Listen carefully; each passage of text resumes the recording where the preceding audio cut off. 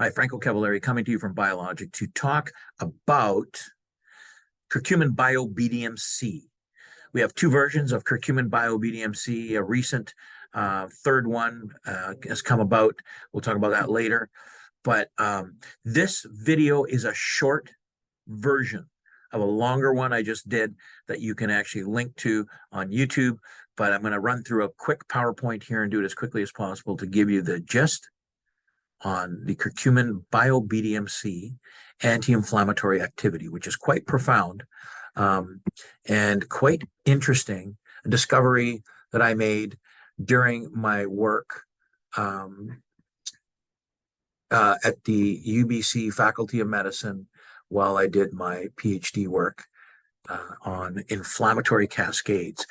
The curcuminoids became central to my thesis project, and from there, I moved on the project to our biologic lab to determine the pharmacology of each curcuminoid in curcumin.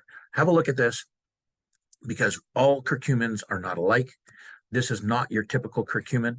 We have published papers in peer review that discuss how the technology works and why, and it works on the general inflammatory cascade called the NF-kappa B signaling pathway. And it's very important to know that curcumin can be quite different from batch to batch unless it's standardized as our Curcumin BDMC. And here's why. If we look at this slide here, we've got turmeric. Turmeric is a spice. Turmeric is not curcumin, and curcumin is not turmeric, but turmeric has curcumin in it. And turmeric, the spice, usually has between 3 and 6% concentration of curcumin. But when you extract curcumin at 95% to 97%, there's another variable that most people don't realize, and that is that curcumin is made up of 3 curcuminoids. And you can see in the slide, there's diphenylmethane, dis-methoxycurcumin, and bis-dimethoxycurcumin. And you can see that the amounts in each batch is a range. It's not always the same from batch to batch because this is a natural compound. The thing is that we went in to do research, and we show that curcumin 1, 2, and 3 have differential pharmacology. As much as they have similar activity on NF-kappa B, which is one transcription factor involved in the generation of cytokines, inflammatory compounds, the regular curcumin cannot, as it says here on the slide, regular curcumin or curcumin 1 and curcumin 2 cannot inhibit MSK1, a specific protein that's involved in regulating inflammation and critical to be neutralized. Regular curcumin cannot neutralize MSK1. And regular curcumin does not effectively enhance BDNF, brain-derived neurotrophic factor, because the majority of that activation or transcription increase is caused by the bis-dimethoxycurcumin, which is that curcumin 3 that we've discovered novel activity for. And you can see this is a quick slide that shows all the other curcuminoids do not inhibit MSK1. And you can see the yellow circles. That's the low bar showing very little MSK1 in the cytosol and in the nucleus. And that is caused by our Curcumin BDMC, whether it's the BDMC50 or the BDMC30. What's the difference? Well, regular curcumin, again, only has, you can see it on the left, between 0.2 and 2% concentration of that bis-dimethoxycurcumin.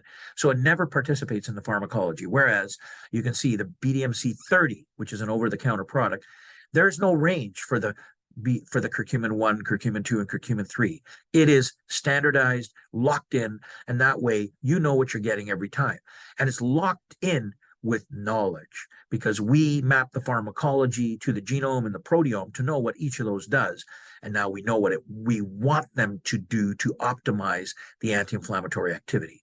Curcumin bis-dimethoxy 30 has 30% of the BDMC in it, whereas regular curcumin only has between 0.2 and 2% and could be as high as 3%.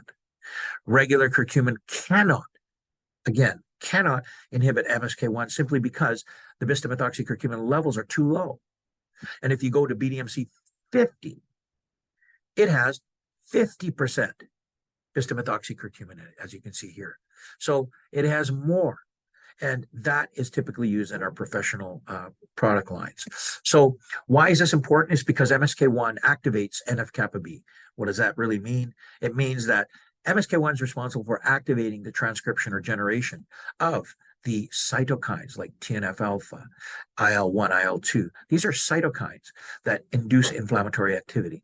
And as you can see on this page, the BDMC30 has 60 times more BDMC than regular curcumin, 1,200 times more BDMC than regular turmeric, the spice. And you can see that the BDMC50 has even more. That increment in the BDMC provides a better potency in the deactivation or inhibition of, as you can see here, NF-kappa B and MSK1. And so regular curcumin cannot, again, critically important, cannot inhibit MSK1. And if you look at this thing here, this pathway that shows how the NF-kappa B is going into the nucleus, what happens is it has to be activated by MSK1. And if we're neutralizing MSK1, we are slowing down the production of those cytokines involved in the inflammatory cascade, including TNF-alpha. And so if we move on here, we see that even in the context of inflammatory cytokines, that the curcumin BDMC30 is effectively performing way better than ibuprofen and aspirin, up to 14 times better. And so, curcumin BDMC is used effectively to treat inflammatory conditions. It was studied originally because of my severe ulcerative colitis and the relief that the specific proportion that we extracted and then fine-tuned to target those proteins specifically, we were able to do so, then patent that, and then move forward with a product that is more effective than regular curcumin. Now, inflammation is also a factor that affects aging, and we won't go into the details. In fact, our ability to regulate inflammation declines with age, which propagates inflammatory activity, then causes an escalation in age. It's almost an exponential cycle. So we can actually take our curcumin BDMC to improve inflammatory controls even in the aging process. And again, another slide that shows us regular curcumin in those results cannot inhibit the MSK1 protein.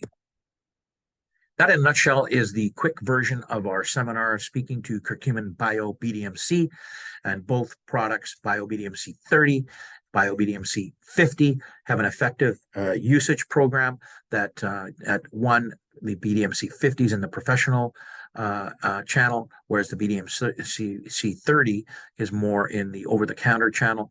Both are extremely potent anti-inflammatory agents. And if you need more information than I've just delivered in this, you can go to the YouTube version of that. Thanks very much.